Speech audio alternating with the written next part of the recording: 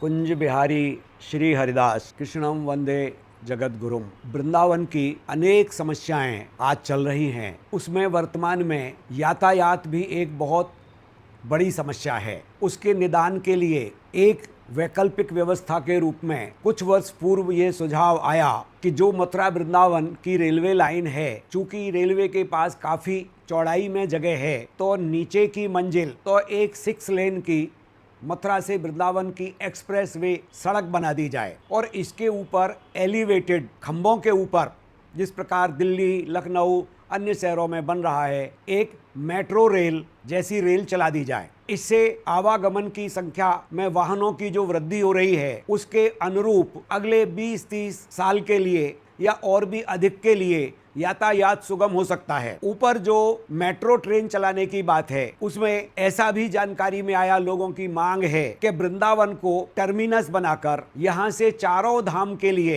रेलगाड़ियां चलाई जाएं। वृंदावन वास्तव में तीर्थ न होकर धाम है और अपने जो 4 धाम हैं, उन चारों धामों का राजा है। तो यहां से उनको चारों धामों के लिए रेल का संचालन व्यावसायिक दृष्टि से भी लाभकारी होगा एवं यातायात की सुगमता के लिए भी लाभकारी होगा। जब सरकार सैकड़ों करोड़ रुपया हज यात्रा के लिए खर्च कर सकती है, तो क्या मथुरा वृंदावन के बीच ये एक छोटी रेल लाइन जिंदा नहीं रह सकती? कि अभी जो वर्तमान में रेलवे लाइन को बंद कर दिया गया और सिर्फ सड़क बनाने की योजना है, अभी नहीं तो भविष्य में सड़क के ऊपर फिर आपको मेट्रो निकालनी पड़ेगी।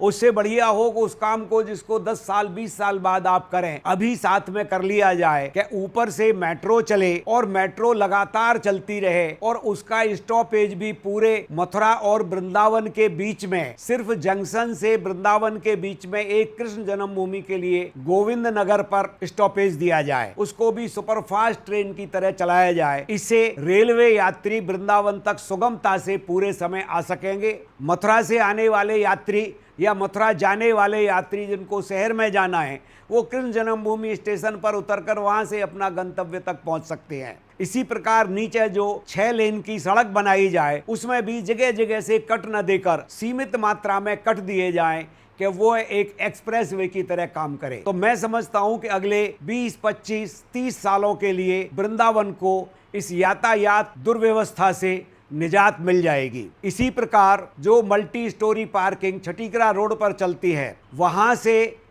इस्कॉन मंदिर तक तथा रेलवे के ओवरब्रिज तक जो समस्या चलती है, उसके लिए भी जब ये स्मार्ट रोड बननी है, तो मेरी तो बुद्धि में ही नहीं आता है कि स्मार्ट का हिंदी में अर्थ क्या होता है। मैं समझता हूँ स्मार्ट माने जल्दी, तत्काल, और तत्काल के लिए जो सड़क के बीच में ग्रिल लगाई गई है, उससे क्या अर्थ है? जगह जगह सुंदरता के लिए पत्थर के गमले बनाए, जबकि मल्टी स्टोरी पार्किंग से लेकर और बिहारी जी तक एक भी महिला या पुरुष मूत्रालय या जन सुविधा केंद्र नहीं है।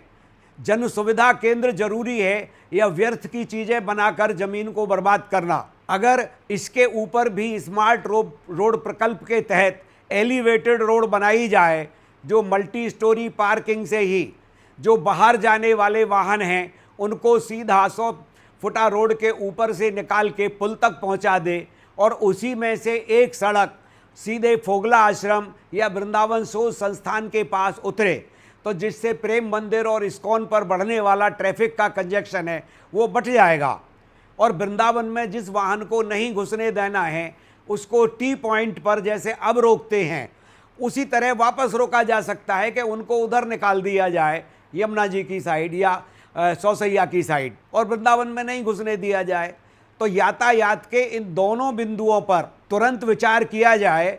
और मैं अपनी जनप्रिय सांसद महोदया को ये समझाना चाहूँगा कि वो जनप्रतिनिधि हैं, अतः वो जनता ने चुनी है अपनी मांगों को आगे बढ़ाने के लिए। उनसे मेरा सादर आग्रह है कि वो इस सत्य को समझें कि वो जनप्रतिनिधि हैं और जनता की बात को सशक्त तरीके से संसद में भी रखें और जनप्रिय मुख्यमंत्री आदित्यनाथ योगी जी के समक्ष भी जनता की भावना को पहुंचाएं। क्योंकि आज जनता और सरकार के बीच संवादहीनता की स्थिति बन रही है। प्रशासनिक अधिकारी अपने तरीके से समस्या का समाधान खोज रहे हैं, लेकिन वह सर्वमान्य हल नहीं बन पा रहा है। तो मेरी जनता से भी अपील है कि वह धैर्य रखें और माननीय सांसद महोदया और विधायक महोदय को साथ में लेकर अपनी वार्ता को आगे बढ़ाएं। जय हिंद।